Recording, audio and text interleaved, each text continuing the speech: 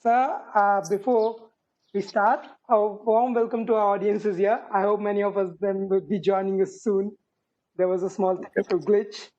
So No problem. You tell me when you want to start. It's fine with me. Yes, sir. So before we start, I'd like to introduce our speaker today. He's Dr. Waiel Awwad.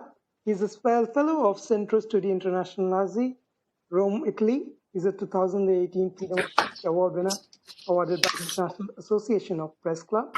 He's the dean and president of the Foreign Correspondents Club of South Asia from 2003 to 2005 and 2013 to 2015. He was detained in Afghanistan before the fall of Taliban and captured in ambush while he was embedded with the US Marine Corps in 2003 during the Iraqi invasion. He is a well-known war reporter, having covered Sri Lanka, Kashmir, Afghanistan, West Asia, and Gulf region. He has been the chief and has led bureaus of several media houses, including Middle Eastern Broadcasting Center in London, Al Arabiya in Dubai. He has reported and worked in bureaus in Kuwait, Oman, Damascus Radio, and is a frequent contributor in print and TV media and outlets around the world. He has also contributed chapters to academic books on Middle East, West Asia, and Arab affairs. Sir, the time is all yours. You can go ahead with the presentation. And thank you so much for being with us. Thank you very much for inviting me to this important meeting to discuss the Arab Middle East affairs, and I'm happy to be part of your successful events which I have been witnessing on the website. So my topic today is on the Middle East, the past and the future. First of all, the Middle East, I would say that we do not call it the Middle East in India. Being in India, I would say that we are more of presenting the Indian point of view, because India look at it not from the colonial power point of view. India sees the things from the what we call India see it from the eyes of non-colonial. So that's why it's called West Asia. But in the Arab country, I'll try to share with you my slides now, and I will be 1 second. I think we need to click on the sharing. This, 1 second. This is the screen. All right, and here I am. Am I on the right track? Am I doing the correct thing? Yes, sir. Yes, sir. It's perfect. Yeah. Okay, perfect. Now, this is my objective of this paper is to bring to notice the plight of the Arab world, rise of political Islam, terrorism, Al-Qaeda during the post-pandemic, and folly of the external intervention, plus the implication of the expectation of what could be next. So I think the current situation in turmoil in West Asia is nothing to do but the manifestation of the Western policy, and which has been there, and the thirst for the natural resources in the Arab world. In fact, it has never been ending saga for most of the Arab countries, and that's why we see after the collapse of the Ottoman Empire, that is the first World War I. There was a agreement between the Arab and the French and the British to join them to defeat the Ottoman Empire and promise us independence. But the fact of the matter was that Arab never gained independence. But being a part of the Syria myself and part of the Mesopotamia, where I am a Mesopotamist, I would like to bring a little bit sharing of our history, which was flourishing, and all the civilization have come up from the Mesopotamia, which have contributed to Greek and then to Roman, and from the Roman travel to Europe. So our link with the European, with Asia, with the world has been throughout history, throughout contribution to civilization. But during the 19th century and after the collapse of the Ottoman Empire, we were promised, as I said, to gain independence, but somehow we were divided into 19 states by the Sykes Picot, the French and the British generals, and the USSR at that time was part of the same plan. But then the Soviet Union, Caesar came, and the Soviet Union took over from the Caesar Russia, and then it has only then divided among the British and the French. That was the original plan of 1916, 1917 of the French. You can see the Mediterranean Sea, where the French mandate was there and the Russian mandate plus the British mandate. But simultaneously, it was divided. And you can see the British link of Iraq, Baghdad, Damascus, and Haifa to Palestine, Israel, and access to the sea. So from the Persian Gulf into the Mediterranean Sea, because to save their own interest from India. So this was the initial plan, and then that was have taken over as the final plan, and where they have created Transjordan, and Palestine was under the mandate of the British, where they promised the Israelis Balfour Declaration, a state for the Jewish inside Palestine, which is now current Israel, and left, whatever left is 12% or 20% of it is Palestine. I have to bring this back a little fast in history to understand the current situation, because as I said, it's whatever you are seeing now is a manifestation of 100 years of suffering of the Arab world and the hand of the occupied forces. So therefore, post Second World War, we have seen lots of changes in the Arab world. In fact, there was a huge independent waves, and the people pan-Arabic movement was there. Palestine was divided into Israel part, and the 1947 UN Security Council resolution 181, and then it given the Palestinian state and the Israeli state, but it was only the Israeli which has been there. And then the Arab had felt that they had been betrayed by the international community and never went to peace with Israel on these issues. So there was a pan-Arabic movement that time, where the Arab world was very much keen on the, getting back Palestine and giving the Palestinians their right to exist in their own homeland. But I've seen this period at around the same time. It was the British who have given the monarchy of Saudi Arabia to the Al Saud family, in the one condition that they should continue by the way of the Wahhabi doctrine as their the Wahhabi movement as their way of Islam.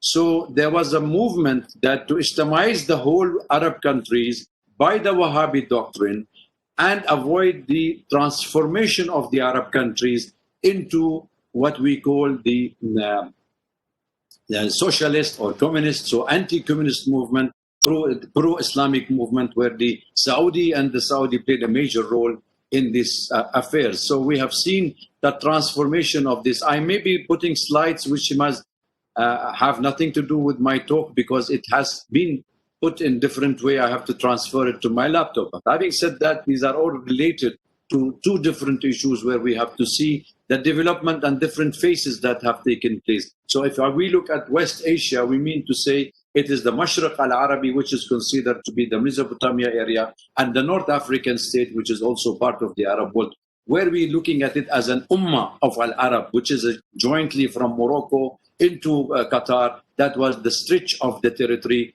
the geopolitical importance of this, and the discovery of gas and oil, and the dominance of Israel in the region was the prime objectives for the colonial powers and the French and the British, and then later on by the United States, where we have seen and whatever is developing in these bases have been happening. And then we could see that the Saudis' money was established not for the Islamic serving of the Islamic world, rather it has been established to serve the American agenda and the colonial power agenda. So the Saudi have been distributing money all over the world to support all this movement of Takfiri and jihadist group, which we have noticed. If you know, this is what I've tried to give the slides of the picture to show you the sorts of democracy that they have tried to promote, whether it was into Iraq. We could see Iraq before the democracy, and then Iraq post-democracy after the American and the British invasion of Iraq. Similar fashion, it happened to Libya. Same thing happened to Syria, and not to speak less than what's happening in Yemen till date, and the world has forgotten what's happening, daily wars in that part of the Arab world. So there was a promotion of the political Islam by the American in the Arab world. That's what have started all this problem. The moment they link the religion to the governing bodies, it has led to all this kind of disarray and anarchy in the Arab world, because the moment the Islamic and the sedition movement started, so we could see there is a huge division in the Arab world because of these sort of movement have taken place. in the Arab world, and which have really hindered its development, in fact. Why? Because the Arab masses were the 30 million labor class, in fact, after the post-independent and in 1946 onward. But until 2000, we have seen that there have become 100 million labor working in the Arab world, but there is no infrastructure, there is no industry, so there is no building of a state, any kind of a complete state in any of the Arab countries completely. Therefore, this mass of movement has become a force to reckon with, but it has turned its gun against the different government, unsuccessful government of the Arab world, where we landed in what is known as the Arab Spring in 2011. So we, after the invasion of Afghanistan and Al-Qaeda formation, then we have seen the Al-Qaeda arise in the Syria and in Iraq and in the Maghreb, in Morocco, in Yemen, and in Somalia, and all this part of the world, because most of the Arab Afghan have moved up to this. So after the American invasion of Iraq, we have seen the arising of the establishment of what is called the ISIS, which is the other side of the coin of the terrorist organization Al-Qaeda, because they had the same objective, they have the same doctrine, they had the same curriculum from the Saudi Wahhabi books. So they had been teaching and spreading the terror all over the region. And if you see from their map of looking at the world as the new Khalifa states, you can see how much they are keeping in their Khorasan state on their mind, and how they wanted to divide this Arab world into different country. And I think there is, this is, I put some of the slide to show the terrorist link, hypocrisy of the West, by showing an American ambassador to Damascus sitting with the Free Syrian Army, which is formed by the American, and then the Free Syrian Army is standing with Al-Nusra group, which is a terrorist organization, and the same Al-Nusra group become with Al-Qaeda group. So there is no opposition as such, and most of those mercenaries who were working inside Syria, you can see them now in Europe. And you can see from the picture, most of them were holding guns inside Syria and Iraq, and now in Europe they are dressing in the Western clothes, and that is where the danger lies, where most of these terrorists have been smuggled along with the immigrants to be used by the Turkish government in the future plan in the regaining what Erdogan, the president of Turkey, think that he may gain is the Ottoman Empire, and he is depending on all these mercenaries to reach his objective. So therefore, the American foreign policy in the region was based on the regime change policy. That's the fact of the matter. When President Donald Trump came to power, he said, I wanted to change this policy of the United States from the regime change and into a different source of, he want to stop it, and he want to pull back all the American forces. And we have seen since he had come, he also being dragged into attacking countries. And in fact, he came back to the square one, where the same policy has been following and has been attacking countries in the pretext of the fighting terrorism. This is how the Arab League importance, where it was created by the British in 1947, and it has come into existence with the main Arab countries, with Syria, with Egypt, to Algeria, Libya. All these socialist countries have taken over, and the Arab League as they establish it. And after which now the Arab League.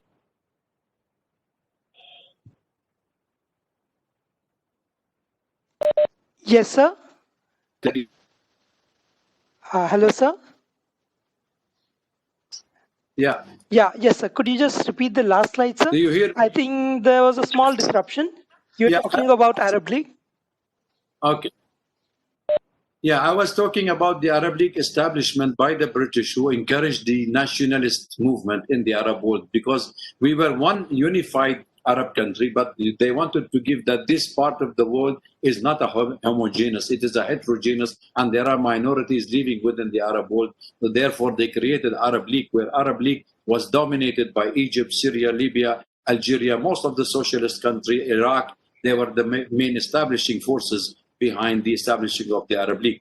So this Arab League played a major role in unifying Arab position in the region, but ultimately it landed up in the hand of the Saudi Arabia and the Gulf country, which have played a major role, Qatar and Saudi Arabia, in sabotaging the Arab movement, where they allowed the interference in Iraq, allowed the interference of foreign power in Syria, in Libya, in Yemen. So name it, and it has been there. So it's become a dividing forces rather than a unifying one.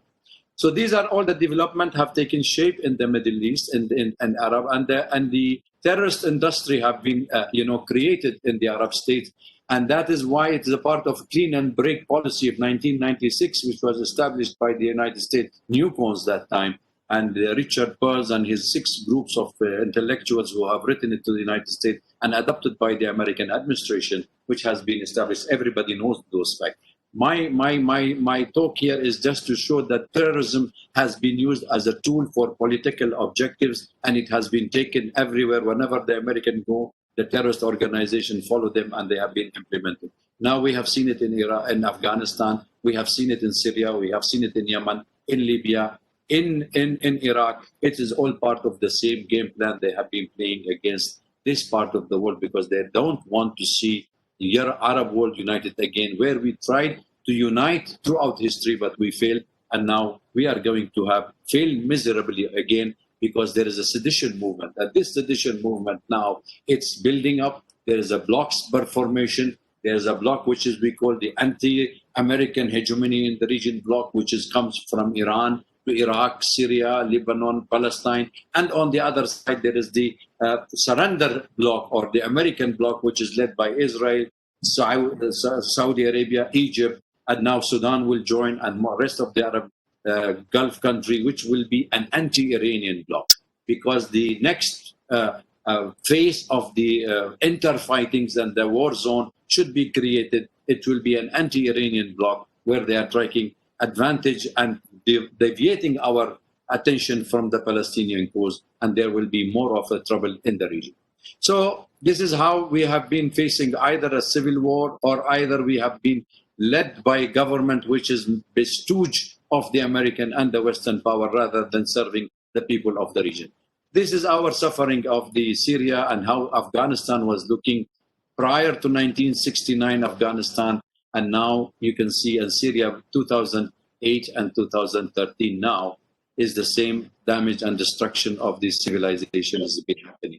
Our main cause is actually because mixing of religion in politics have led all this anarchy. I don't want to blame the West for this major events happening place. Actually, we take the major blame ourselves for allowing the West to sabotage and destabilize this region. And we have never had a leader who have the vision, who have been able to unify most of the Arab world, who can be inspiring the mass to lead the mass into a unified Arab position, so we can play a major role in the global affairs. We have been sidelined throughout the 20th century, and now we are more a divided house, more of interfighting, and we are also under the verge of more collapsing and division. So we do not see any bright future currently in this part of the world where we are suffering.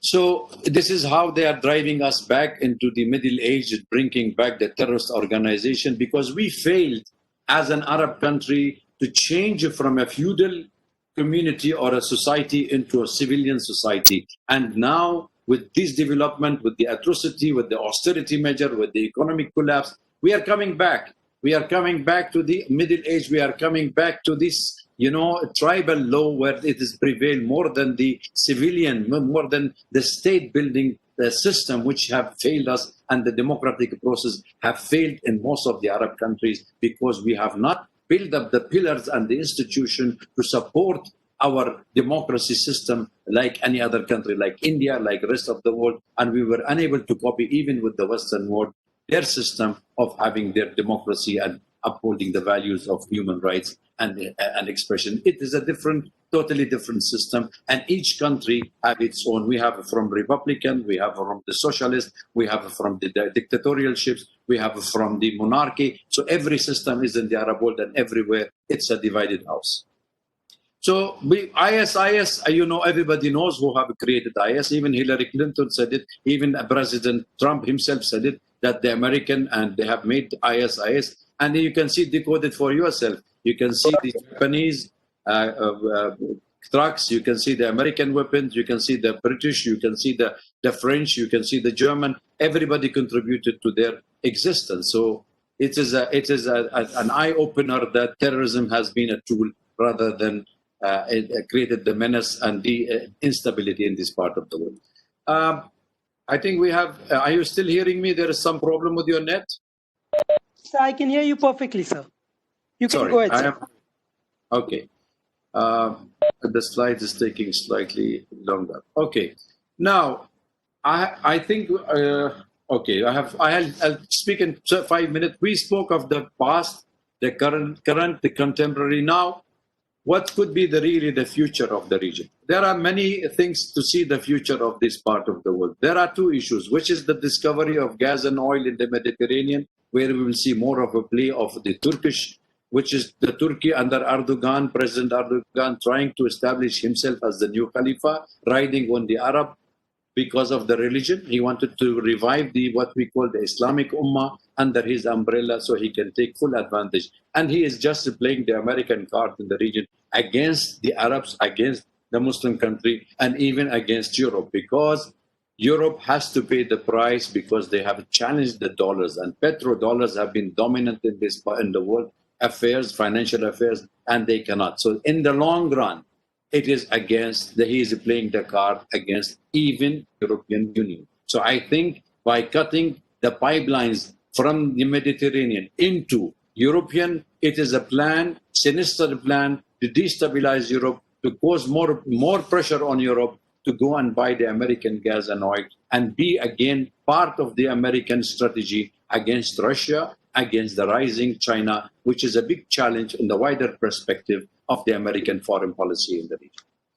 And Erdogan, we don't have to say, Erdogan has been the promoter of all the terrorist organization. He opened the infrastructure of Turkey and he spread it all along. He stick all the Syrian refugees into his own country. He tried to blackmail the European. He smuggled along with them most of the terrorists whom he have taken mercenaries, more than 20,000 Syrian into Libya. So you can see the spread of terrorism from where it is coming, and addressing terrorist state-sponsored terrorism have not taken place because he has a role to play, and that is why they are supporting him and keeping a close eye on his activities and fighting against all his neighbors.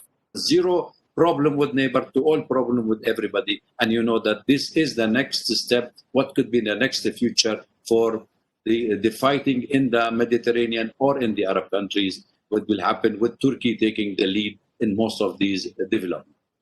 And I wanted just to give you a simple example why ISIS have released. These are the hostage, the consulate in Mosul when they took over by ISIS. You can see these are most of the employees, along with the foreign minister at that time, David Oglo, where there was not a single scratch on any of them, which means they have been released unharmed by ISIS. While we know this is what ISIS, I'm sorry to show this picture.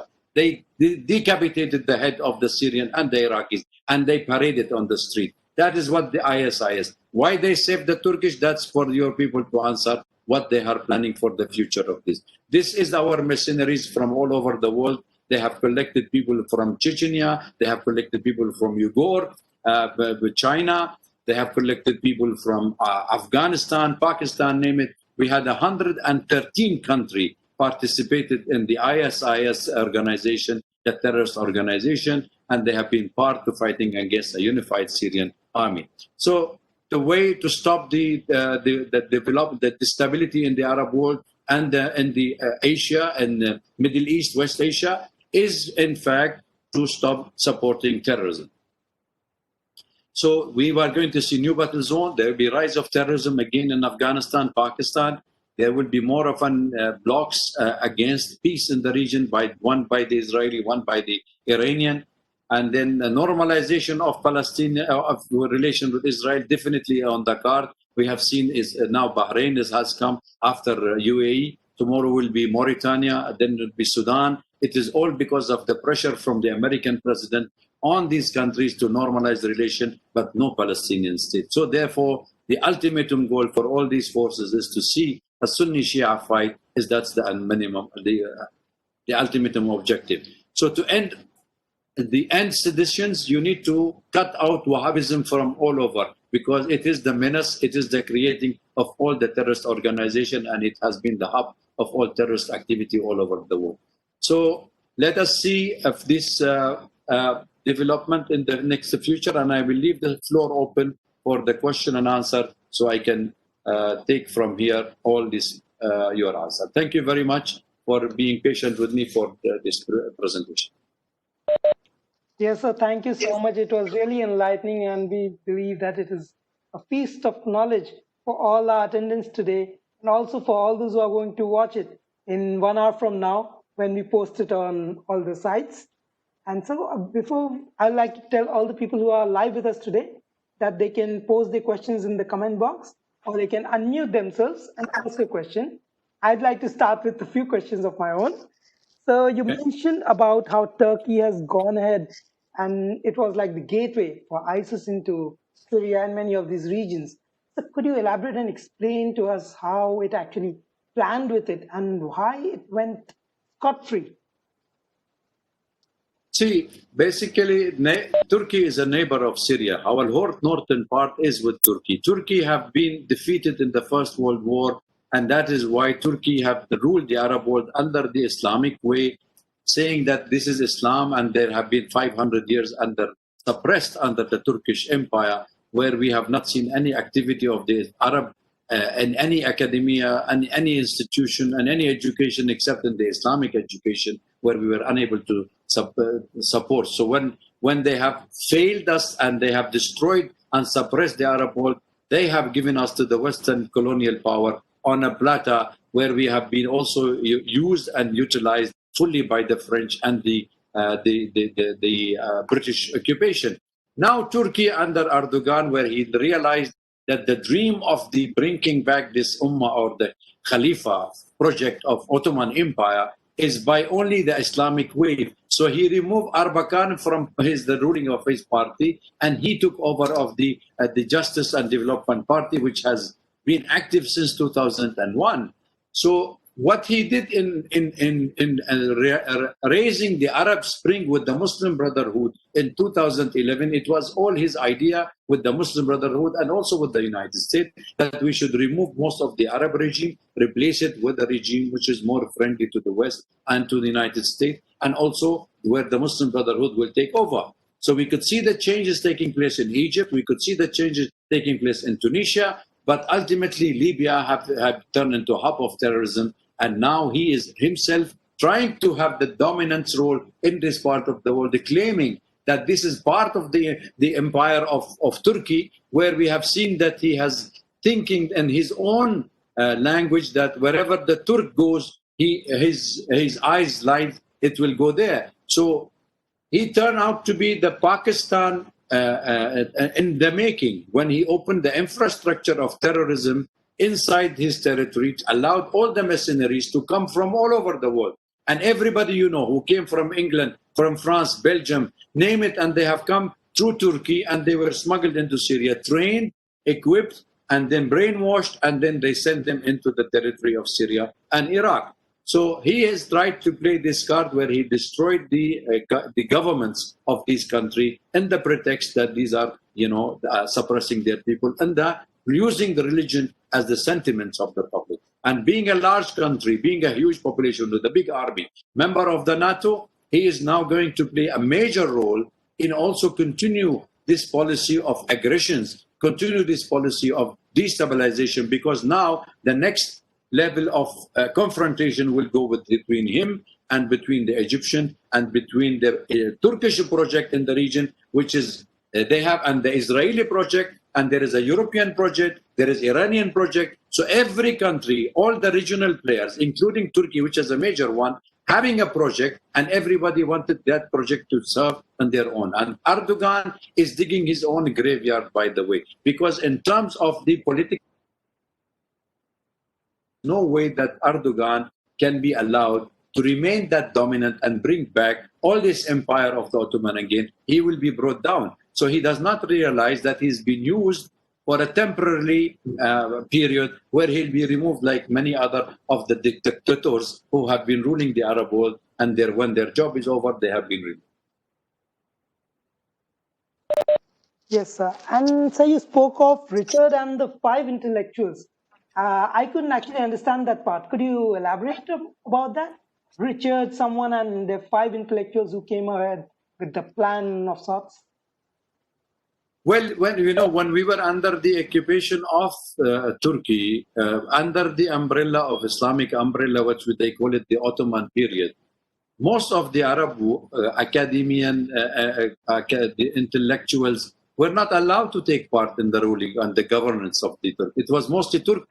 So most of the Arab were suppressed, or they were jailed, were sidelined. We didn't have any of the, throughout 500 years, give me something that the Arab have contributed under the Turkish dynasty. We have not been able to contribute anything. So most of our contribution, I went back to my first slide, because we contributed through civilization throughout previous history. But because of the political Islam, we are unable to progress because of they have linked religion with the governance. Like in Europe, they have divided the house. They fought for 300 years. There was a war for 30 years. 1618 started, 1648 in. It was the war on. Why? Because there was a fighting in the. So they decided to separate religion from the government. There we had the suffering. They encourage now, the European and the American have encouraged Islam in ruling in the governance, which means they want to destroy rather than help us. Yes, sir. Do any of our audiences want to ask a question? Gaurav, Yaya, Krishna, or Jay? You can just unmute yourselves, or you can leave a comment in the chat box, and we'll take it from there. So just let us know anytime you want to. So, sir, I'll go ahead with my next question. You mentioned about how Arab League is being broken from inside, in the sense that there was the socialist group, which had among themselves Libya, Syria, Iraq, who used to have leadership, but with rise of wealth, Saudi Arabia, Qatar, and some other countries today have more power, and in a way they are breaking it from inside, or something along those lines. Could you explain us how the GCC countries have today moved the power balance in their favor, and how the earlier countries such as Syria, Egypt, Libya, who at a time used to hold most of the power in the Arab League, how they have receded, and how this new crop of nations has taken over? Yeah, see, after the post-independent period, after the Second World War, we have seen what we call the Pan-Arabism movement and Nasserism. Jamal Abdel Nasser was one of the leader of the Islamic Egypt. He was the president of Egypt, right? So he had a wave of support throughout the Arab countries. And because that time Israel have taken over the Palestinian, and there was an attack by 1956 by that trio, France, Britain and Israel on Egypt, because they have nationalized the Sinai, canal. And that time, the Arab were behind Egypt. So there was a huge movement. And the Arab League, whenever they used to make decisions, everybody used to abide. Like, for example, peace with Israel. It was throughout that period that only peace with Israel possible when there will be a two-state solution, where there will be coexisting Palestinian and Israeli state together. And based on the UN Security Council resolution 242338 and the right of return of Palestinian refugees back into their homeland. That was the basic. So nobody could even that. There was no boycott, and they were boycott for Israeli in the region, and everybody was following that. Gradually, when Camp David has come, Sadat took over from Abdel Nasser, and immediately he went into the Camp David agreement with Israel, signed a peace agreement, and then he was kicked out of the Arab League. So you can imagine the strength of the Arab League, that any country violate, even the founding member, Egypt, was removed from the Arab League, and it was shifted to Tunisia because they said this is a pan-Arab stand. And then followed after that, we had seen that there was 1991, we had the Gulf War, second Gulf War, where the Americans have liberated Kuwait from the invasion of Iraq, and they promised the Arab to have an Oslo agreement where they have taken the Arab altogether, all the Syria, Lebanon, Jordan, Palestinian, into discussion with Israel on Madrid conference, and as known. And we could not reach an agreement because Arafat was the Palestinian leader, had made the separate Oslo agreement with the Israelis, followed by the Jordanian.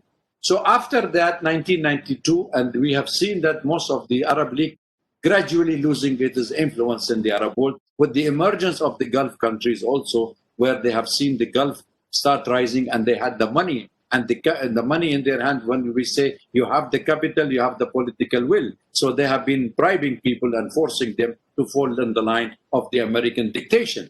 So most of this period have gradually weathered, and then we have seen that they have dragged us into more of interfighting among the Arab. Instead of having only one problem of Palestine, we had more problems. We have Yemen war, we had Sudan divided, we have Iraq war, we had Syrian war, and then we had the Arab Spring. So all this have weakened the Arab structure, where the Gulf countries started playing, especially the Saudis and the Qataris, played a major role in dictating what the American and the West wanted from the Arab League. So that's how we have lost our influence in this. And I'm sure now, can you imagine that the Palestinian apply for the Arab League, that they wanted to have a discussion on their own cause and on normalization of relation.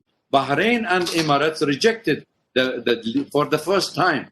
So what does it mean? That means the Arab League has no value anymore, and their decision have no value. 2002, we had the King Abdullah of Saudi Arabia came with the Arab initiatives in Beirut, have given that there could be a peace between Israel and the Arab world, provided Israel give a land to the Palestinians, their homeland, and at least have a two coexisting state. I mean, two-state solution.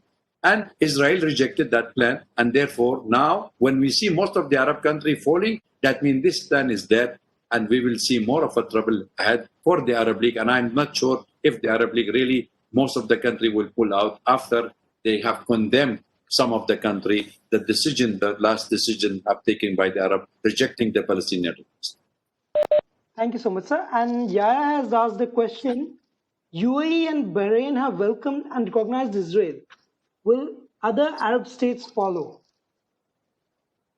I said, see, the initiative was peace for land. Now they are asking you normalize relation only for no Palestine, no peace. A peace according to Israeli. What is peace according to Israeli dictation? Which means that there is no Palestinian state. They want to kick the Palestinian into Jordan, and they say this is their alternative home. Maybe tomorrow they will say, after this Jordan, they will say, okay, go to Iraq. There is no more Palestinian allowed. So there is a plan. It is a systematically annihilation of Palestine throughout history. I mean, we could see it happening. So if UAE or Bahrain normalize relation, what is the peace deal between them? Are they at war with Israel? Did they fight, by the way? Did they send their army? Was there any truce? No. They were part of the unified Arab position to support the Palestinian cause. What you have done now is a unilateral decision violating the Arab League charter and against the Arab Palestinian will. So there is maybe other Arab country fall because, and this is a very important, none of these countries have the parameters of a full independent state. There is no state here. There are only countries created post-colonial to make countries within this small region into small region, and they will fall apart. Because if Egypt, with all its strength, after 1978-79 accord with the Camp David, are unable to full normalization with Israel, or Jordanian, or the Palestinian, they fail to make full normalization. What could be next for you? So if you are unable to read the future of your stability, because you think by joining with Israel, your anti-Iranian bloc is stronger and you will get your security, that's wrong. The security of the Arab countries is only within the Arabs, within the structure of the Arab security order, not from other countries can provide it. And there where our support is. Unless and until we awake all our Arabs to the cause, to the danger, to the challenges we are facing in the future, we will fall by one against our will, against the will of the people of the region and the aspiration of everybody to live in peace and harmony. Thank you so much, sir. And Gaurav has asked a few questions. I'll unmute him so that he can ask you directly. Gaurav, I'm unmuting Sure. you. You can ask the question. Hello, Dr. Awwad. This is very nicely presented, and thank you for enlightening us. My first question is regarding what you have just answered. Uh, these days, newer and newer Arab countries are coming up and recognizing Israel. And is it likely alliance that US is trying to settle with Israel and its long-time enemy Arab friends for a likely future war against Iran in Trump 2.0? That is my first question. And can you please also enlighten us about the historical event that has led to division of the Kurd population amongst Okay. Iraq, Iran, Turkey, and Syria? And what is the likely prospect of free Kurdish state in the near future? Thank you, sir. Thank you. Yes, Gaurav, I think first one, I have answered the question that there are two blocks in the region. We call it, one is the anti-American hegemony, which is linked from Iran to Iraq, Syria, Lebanon, Palestine, where Hamas and the Palestinian now are in the same line with the anti-resistance to American and Israeli hegemony. So there is a plan to divide the Arab world more into, disintegrate it into more countries, and that's where it's happening, and it's going to happen if we don't understand and we take a unified position. The second block, which is now building up, is we know that the Americans have joined, is the Israelis, is with the UAE and Bahrain, and to Saudi Arabia will follow, Egypt already there, Sudan will come. So, any conflict in the world, it's a conflict of interest. It's economical, it's a competition. There is an oil and gas in the region. Beirut blast have blown up the port of Beirut. You saw that picture. Now Haifa port has been developed. What could be the next? Haifa port will be the Israel beneficiary. All the shipment will take place from Europe, will come to Israel, and then it will be throughout the pipelines or the diplomatic routes, I am calling it, throughout the Arab countries into even India and China. So there is an alternative route which is being created to benefit only Israel. And also, there are pipelines from the gas discovered in the Mediterranean from Israel for Lebanon. Israel wanted to get the gas from their shore into Europe, where the UAE is going to finance these pipelines. So, there is an interest of promoting the prosperity of Israel at the cost of the Arab money. Even Prime Minister Netanyahu was saying, with the Israeli brain and the Arab money. For God's sake, then we don't have a brain, we only have a sack of dollars. How you see us, a sack of barrel of oil? That is ridiculous. That's how they are seeing the Arab Gulf country is only a sack of dollars, and they are naive. If you do not understand how others see you, you will fall trapped. So there is a block definitely building up because America foreign policy, and as the Americans said, America create a monster outside America, and they go and say, we have to kill that monster. They have been doing it. They had the chronology of foreign intervention in 94 countries all over the world throughout their history of existence. Now, they are giving upper hand in this region to Israel because Israel now is a strong militarily, politically, economically. So once this Arab country fall on the line of the Israelis, definitely there is a monster created, which called Iran. And if we look at the history of Iran in the region, I don't think for the last 300 years, Iran have invaded any neighbors. So who is causing the trouble? Is it the American presence or the Iranian presence? Iranian are neighbors. Iranian are bordering the Arab world. We need to live with neighbors. You cannot fight. You cannot create a problem. You cannot, thousands of miles away, you say this is a monster. There's no question. It was a monster. It was your 12th largest army in the world when the Shah was a friendly with the American. The moment the Iranian Revolution changed, 1979, the American had an anti-Iranian foreign policy. Why? Because they lost a huge market. So therefore, they wanted Iran to succumb to the pressure, to come to the American terms and open their economy and oil to the American companies. So therefore, that fight is on with both the sides. So this alliance has been created. I talked of the Kurd. I did not mention the Kurd because we consider the Kurd as part of the Arab world, and they have been living with us for centuries. And there, when the Ottoman Empire were under the Ottoman Empire, they were spread like many of the tribes and the Arab world. Many of the nationalities, minorities lived there. They are part in Iran, they are part in Syria, they have part in Iraq, and they are 30% of them are in Turkey. So they have been, the only problem for the Kurds is that they're landlocked. They don't have access to the sea, so therefore it will be not viable. And they have been used throughout history, by the way, by the American, by the British, by the Iranian, by the Turk, everybody, even by Saddam Hussein, everybody used the Kurd, promising them a homeland if they join hand against their adversary. So they have failed to protect their interest or give an equal opportunity for minorities, not only the Kurd, but rest of the Arab countries.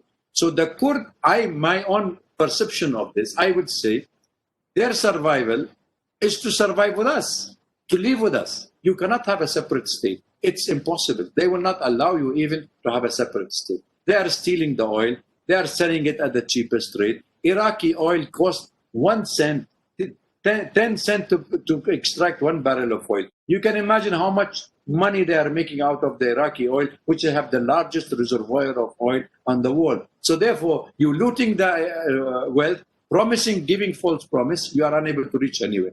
So neither Iran will agree, nor Iraq will agree, nor Turkey will agree for any state of independent Kurd state, because we know that this will be major portion of those countries will be chopped off to create a Kurdistan where they have been promised.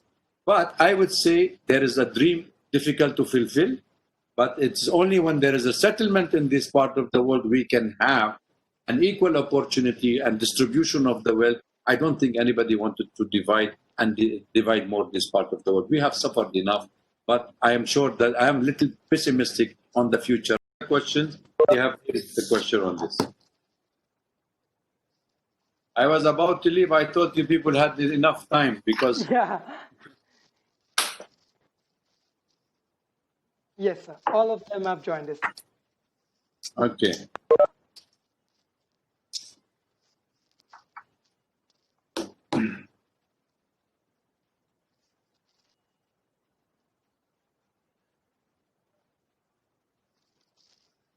Yes, sir. You can go ahead with the question of Kurds.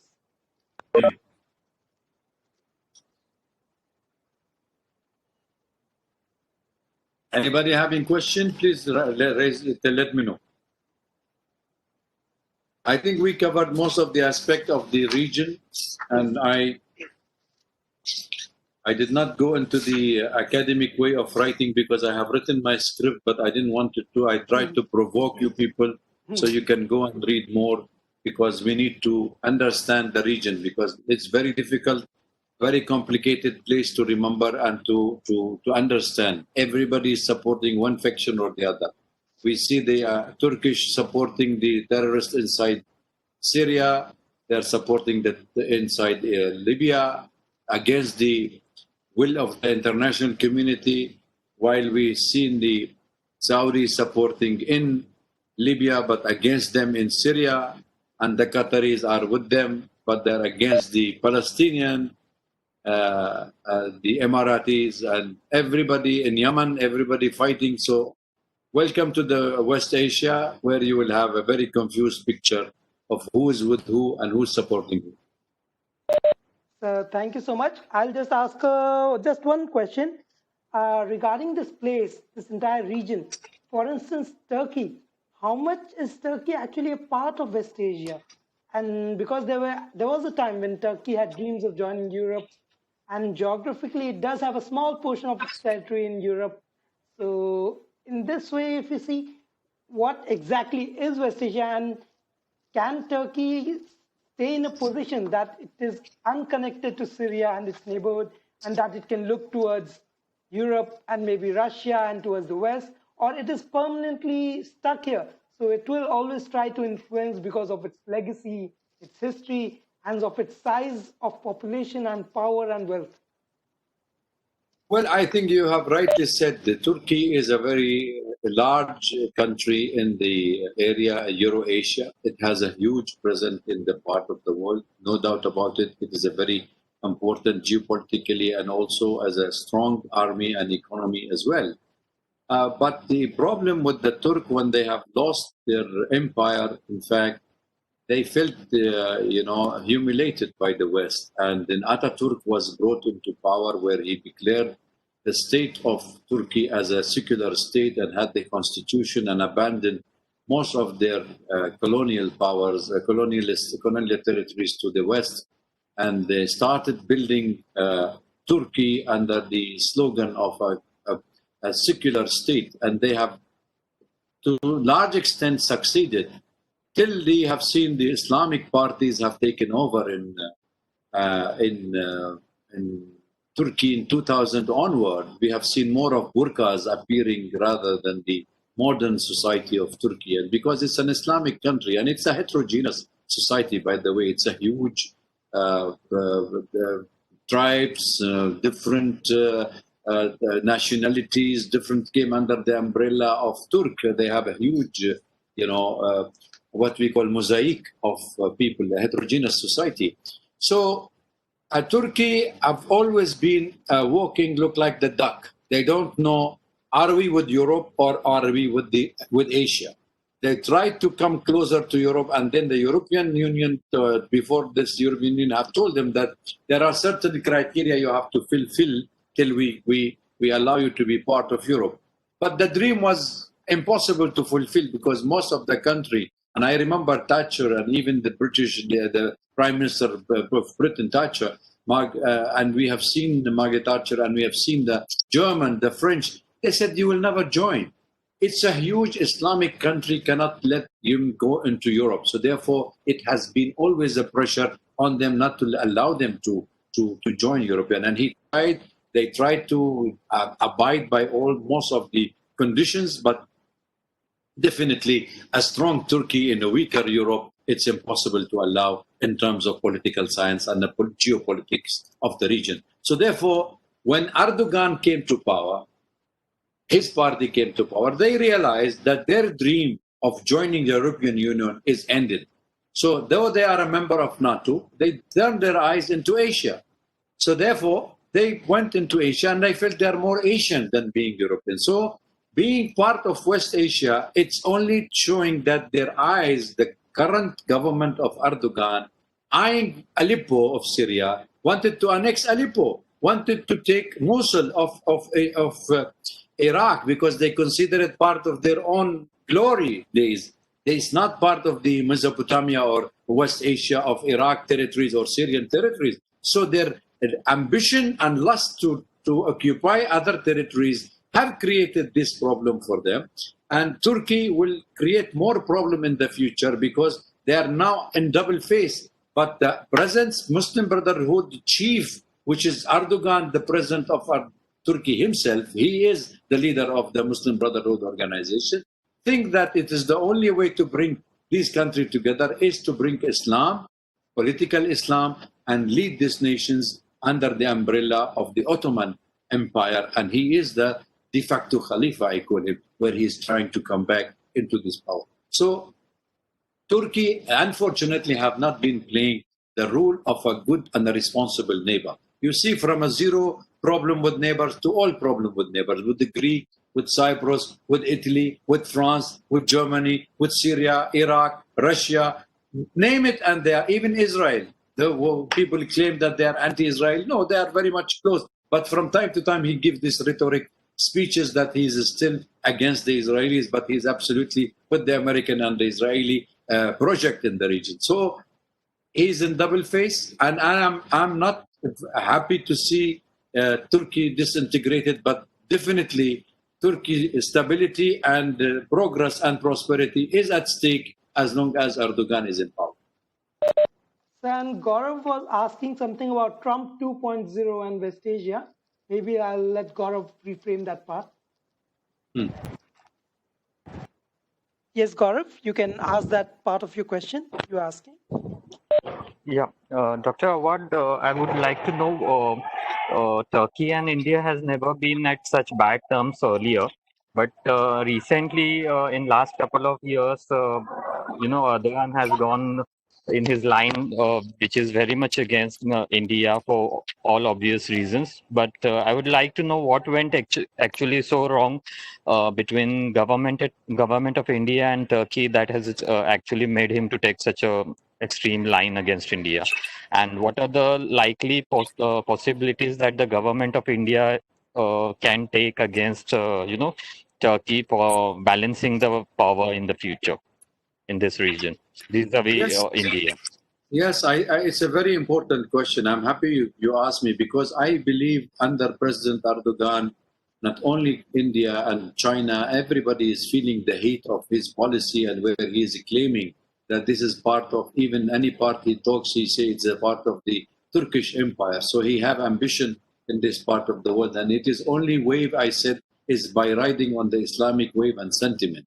So when India have taken the decision on Kashmir, and the Article 370 and the 35A were removed from the Constitution, that was the turning point for Erdogan policy because he realized that the Muslim in this part of the world are the majority, and the majority Muslim feel that by taking an anti-India stand, he may be having that wave of Islamic movement supporting him because of Pakistan from the other side, where he has come closer, and he was trying with Malaysia, Pakistan, and Turkey to form a new organization of Islamic cooperation instead of alternative to OIC, which was led by the Saudis. So they felt that they can do it, but again, it was Pakistan pulled out because from the this meeting in Kuala Lumpur because of the pressure of Saudi Arabia, but again, they are under tremendous pressure. But Turkey, and such,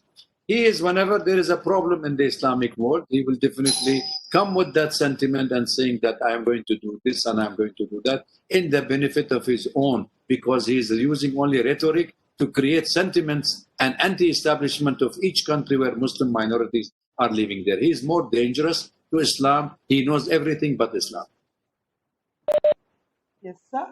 Perhaps this might be the last or the penultimate question. Yahya has asked, are Arab and Islam synonymous, or can they be seen as separate for their own merit? Look, before Islam comes to the region, we were in Syria and we were Christians. We conquered. Islam came and conquered. Everybody converted. We belong to this region. There are many Christians. There are also Jewish. There are Muslim people join, but majority are Muslim. Yes, and they don't have the Islamic rule of Sharia in each country. Each country have its own policy and establish it under the secular under secular outcome. So I don't see any changes of this policy in this part of the world. And the Arab would continue to be a Muslim country because majority are Muslim. But I would say secular, if you see the Arab Spring have destroyed most of the socialist country and kept all the radicals and the monarch and their own system. What does that mean? That means they are encouraging terrorism, extremism, and more of a takfiri group inside this part of the world, because the next phase of the division, I said, is to see an ultimatum fight between a sectarian violence among and communal rights. So thank you so much. I hope we could take as many questions from audiences today, and perhaps they could go to your website, which is www.waielawwad.com. That is www.waielawwad.com, or they can just Google your name, I would say. And they can I think also Google my name at this stage because I'm going to renew my website very soon. I'm in the process of doing it. Yeah. So you can go to my. Thank you very much. And they can also follow you on Twitter at Abu Naman. Anytime. Thank you. Thank you so much, sir. That was a pleasure for us. And thank you so much for your output and your outlets. Thank you so much. Thank you.